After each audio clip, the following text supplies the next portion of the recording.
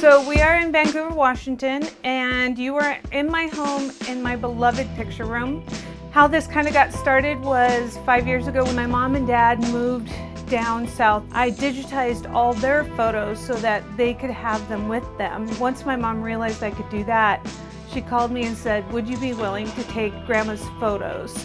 And I said, absolutely. I've been wanting those photos since I was a little girl. I know that these pictures were special to her. I just feel that it was a calling. I think that my grandma just didn't do all this work just for it to sit in a room somewhere. She wanted her legacy to move on. And for me, this is kind of a passion. Even if no one saw it, I would still do it.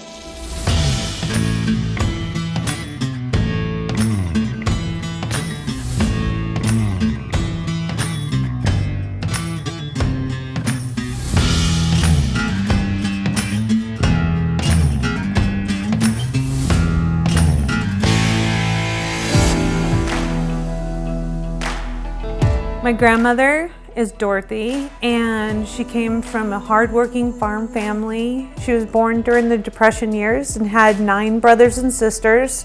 And she started developing a love of photography from her grandfather, who was a professional photographer. And when she, I can't remember, 10 or 12, she wrote an essay for the Spokesman Review and won a camera. And that's where her love of photography really kicked in. And then she also was a bit of a historian and enjoyed taking pictures of everybody's life.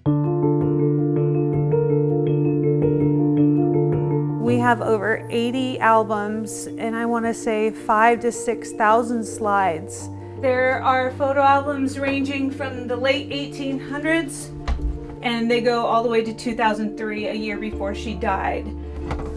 So this album is from 1942 to 1945, which is just about the World War II era. And what I love about this is that at the beginning of it, you know, everyone's happy, and when you get about halfway to the album, you start seeing men in military uniforms saying that they're going to war. And I have a great uncle, Heman, who was lost at war, and we actually have his missing in action from the Davenport Times in here. And so it was June 18th, 1942 when he went missing in action. This is one of my favorite albums so far that I've done, just because there's so much history, not only for our family, but actual history. Well, my aunt had started this project, and she was taking just a scanner and putting one picture in at a time, and it was taking so long. And so I started Googling how to scan in pictures faster, and then that's when I found Photomyne. This is what saves my life. So what I normally do is add a new album.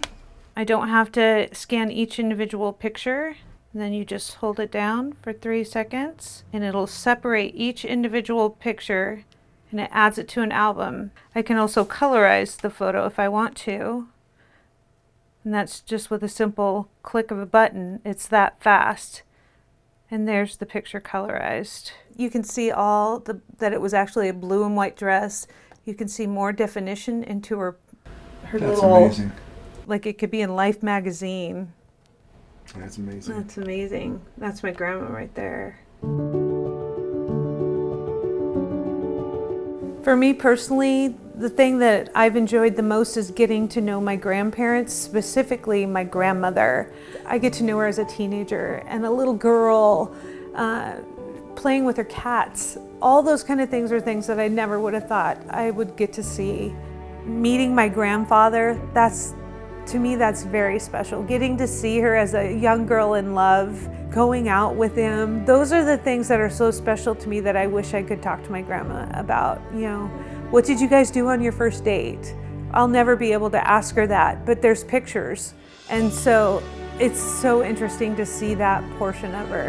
And that's what excites me about this project.